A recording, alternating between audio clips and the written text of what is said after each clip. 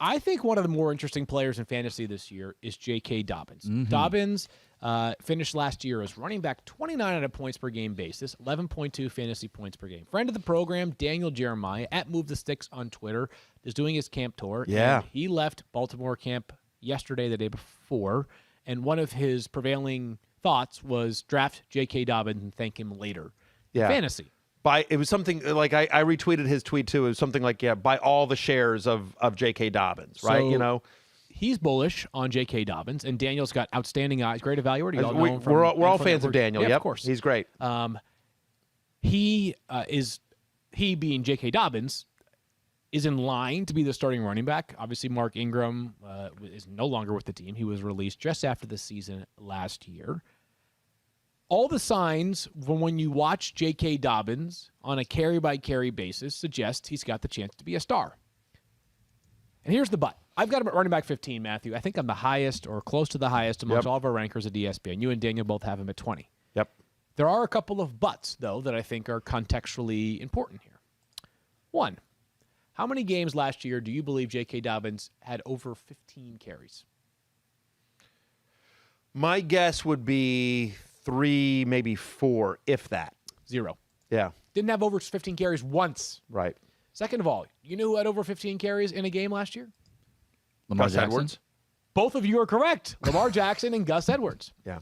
Lamar Jackson's still there. He's going to be part of their running game, but I'm not concerned about that. I am not concerned, but mindful of Gus Edwards. Sure. Who the Ravens gave $10 million to this offseason. 2 years, $10 million.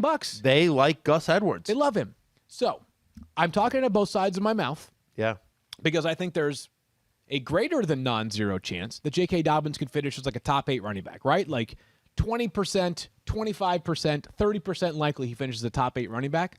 I also think it's possible, but I don't think the floor is much lower than where I have him at 15. Like, I still think the floor for J.K. Dobbins is running back 20, which is why I didn't quite split the difference. I just hedged him a little bit closer to like that top 8 spot. So, first off, I love, with a capital L, J.K. Dobbins from a talent standpoint. Yep. He was my number one dynasty rookie pick last year, going into last year, among running backs, right? He was, by far, he was my first in the dynasty league we all play in. He was my first round pick when we did the rookie draft, 2 years ago. So love the talent. And it's obviously, there may be enough rushes to go around. The Ravens are once again expected to be the run heaviest team in the NFL. Last year, 53% of their yards came on the ground. Like, no other team was even at 45%, and 53% came on the ground from the Ravens. And what was a 3-headed monster is now a 2-headed monster because, to your point, Mark Ingram is now in Houston. And so, but I guess 3-headed monster because you still got Lamar Jackson, who's going to get a lot of carries. Yep. So there's an opportunity there. I mean, remember, we saw what J.K. Dobbins could be over the second half of last year, week 11 on last year. He averaged 17 fantasy points per game. He was the 9th best running back in fantasy from week 11 on last year. Yep. The problem is, not only is there Gus Edwards and Lamar Jackson to take touches away, but doesn't catch the ball. Now, there's reports out of camp. Right. Yeah, there's reports out of camp that they're working on getting him involved in the passing game and that he has that skill set. It wasn't something that he did a ton of in college. They didn't need him to. I mean, but J.K. Dobbins had 1 catch in his final 5 regular season games. He only had 2 targets. And I don't know if that's a product of the offense, if that's a product of the quarterback, if like when normally you would want to dump it off to a running back, it's easier for Lamar Jackson just to scramble for 15 yards, right? Yeah, totally. When there's pressure coming in.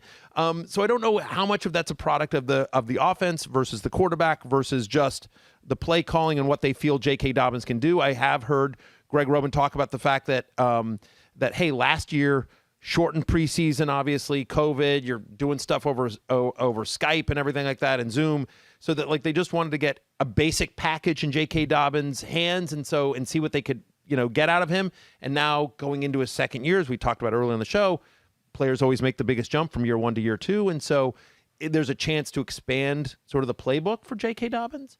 But to me, that's the big question. It's Gus Edwards, and are they going to use him in the passing game? So I'm at running back 20, not because of a lack of talent or a belief in him, but I'm just concerned that he doesn't get enough passing game usage and that there's a threat at the goal line because both Gus Edwards and Lamar Jackson can easily keep it. Totally fair. I think, though, that factoring in that he last year did not get that much of a workload, there was some Mark Ingram early in the season. He still finished as RB29, so pretty reasonable. What do you got, Secret Squirrel? What do you Really got? quickly before we move on to pass catchers, with all this talk about Gus Edwards and how he can take away value from J.K. Dobbins, he's still not a guy that is draftable. He's not a guy that we think is going to be, if you roster J.K. Dobbins, you need to make sure that you get Gus Edwards. You want to talk about zero passing game? Right, exactly. That is, Gus Edwards has as much passing game usage as I do for the Ravens. I mean, he's 15 carries in a game at max. He is north-south. He is great for the Ravens from a football perspective, but from fantasy, all he's really doing is taking away value from J.K. Dobbins. And listen, and the pro J.K. Dobbins argument is that if they are going to pass to a running back, it has to be. It's very likely that it's J.K. Dobbins and not because Gus Edwards isn't going to be the guy, and they don't have any other running back on the team that immediately sort of screams third down back. They don't have a James White type, to the best of my knowledge, where with Giovanni Bernard. They don't have a guy like that where and they may still sign a veteran or something like that. But Justice Hill would be their answer, but he didn't show a ton last year as a fourth-round rookie. No, Justice Hill. When last year's second year for Justice Hill? Maybe it was his second year. You're right, Justice Hill just hasn't popped. He's been there for a couple of years, I feel like. Thank you for watching ESPN on YouTube. For live streaming sports and premium content, subscribe to ESPN+.